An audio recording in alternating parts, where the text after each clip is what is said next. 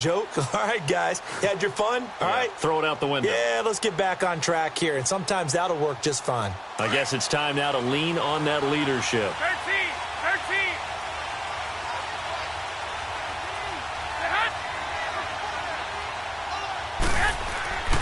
Now Garoppolo to try again after the pick six. He's going to rifle one deep left side. It's caught inside the 25. Big yardage that time for the Jets. 51 yards.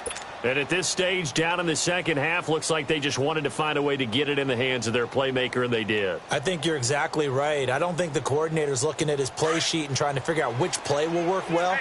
He's trying to figure out how to get the ball to the playmaker that you just described. Looking down at that sheet, you find people plays, not necessarily exit. And he'll be brought down by the Colts.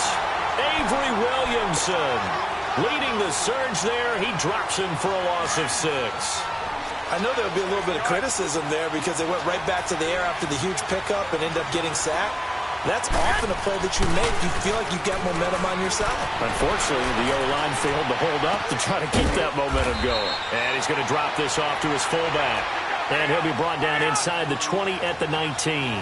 It's a gain of 9 yards. And it'll be third down.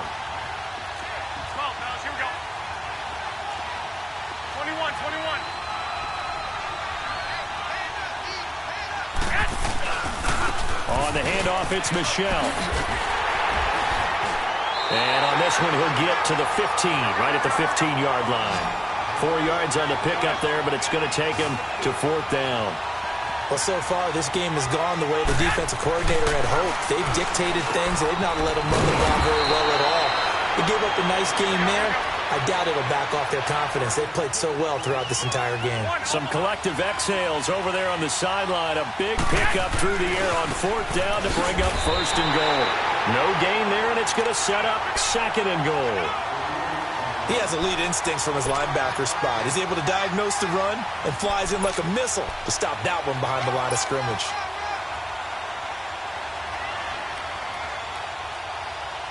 Second and goal, and they will try again from the 2-yard line.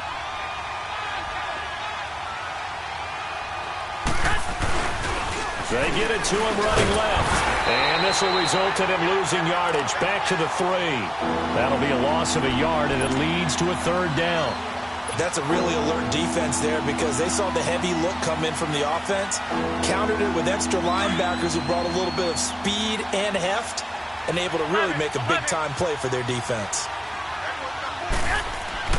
Garoppolo now on third and goal. And that is incomplete. The free safety, Malik Hooker, there in coverage. Certainly looked like they were getting ready to convert there on third down, but what an effort to get his hand on that one, knock it away, and brings up a fourth down decision. Likely the play of the game here, trailing in the final quarter and going for it on fourth and goal. Now Garoppolo, gotta have this one.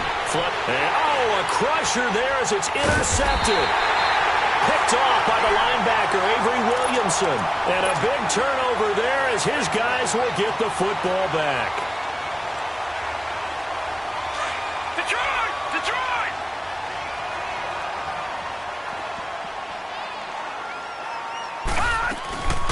They begin with a run by Barkley. And he'll take it ahead to the 28-yard line. Just what you want on a first down run. Call it 8 yards. And it's 2nd and 2. Clock continuing to run. They'll probably wind this all the way before snapping it on second down. Blue 90! Blue 90! Here's Darnold now on second down. Going up top. And the hit jarred it loose. It's incomplete. Sure, that pass was incomplete as they made an attempt to get a big one downfield. But that's okay because the second part of that is if you don't get the completion, at least you've told the defense you're trying to stretch them out a little bit, and they may have to change accordingly. 3rd and 2, Darnold escaping the pressure right. And a big loss here as he's taken down.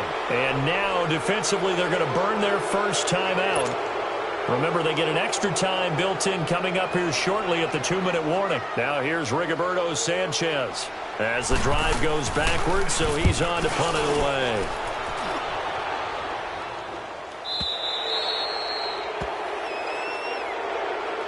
And New York set to take the field. And there are parts of their last drive they'd like to emulate. And, of course, they'd like to forget the ending, the interception. But they did put together, Charles, a nice sustained drive to get him down the field. Yeah, and unfortunately for them, the only thing that matters is part two, right? Because once they threw the interception and finished off the drive, that does them no good to go back and say, well, you know, we had a good one going.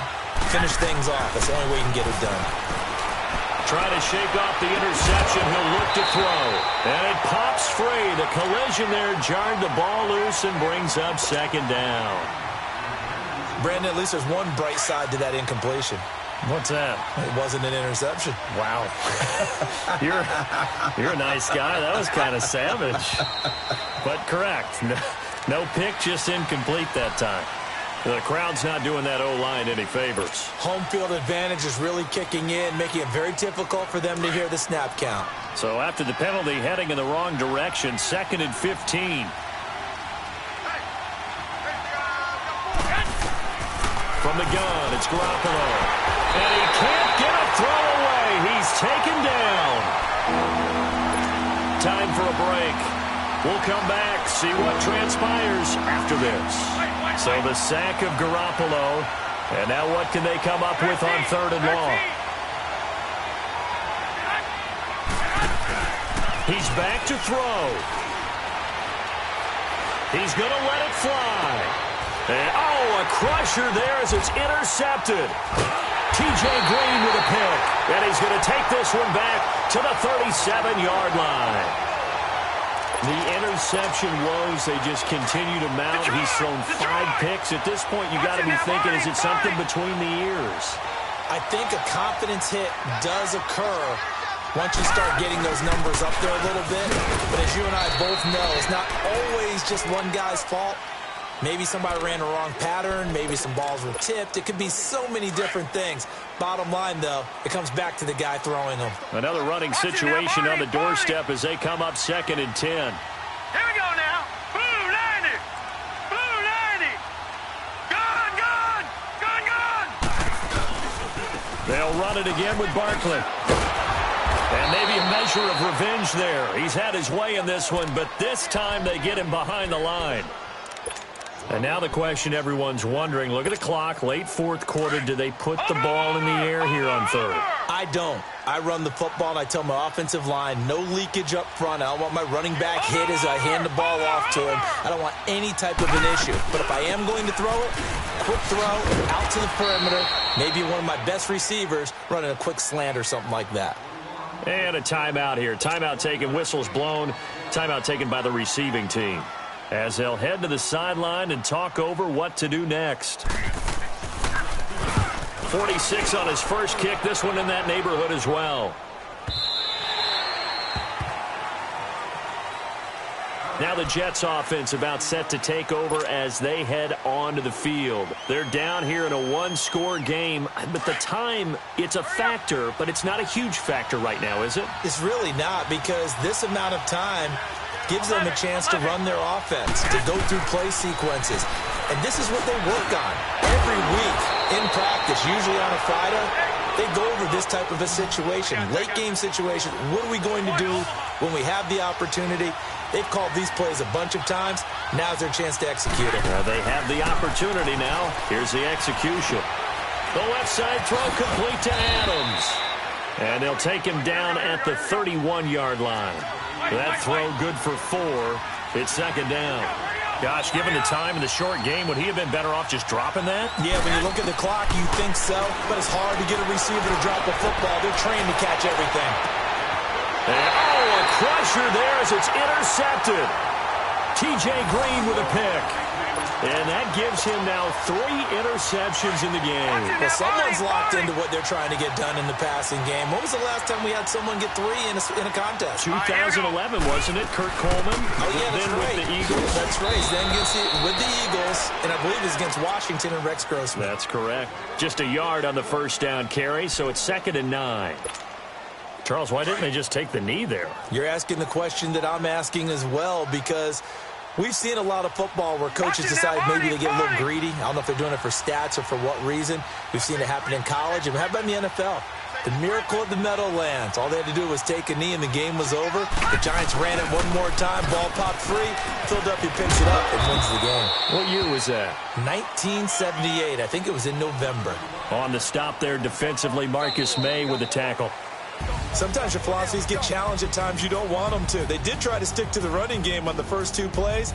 Didn't amount to much. And now facing a 3rd and long at the outset of this drive. And Charles, I think when the schedule comes out, all teams, no matter where they're predicted to finish, talk about protecting your home turf. They were able to do that here in this one. Similar to a tennis match, right? Not letting them break your serve. That way you hold on to it. They got it done, and they feel very good.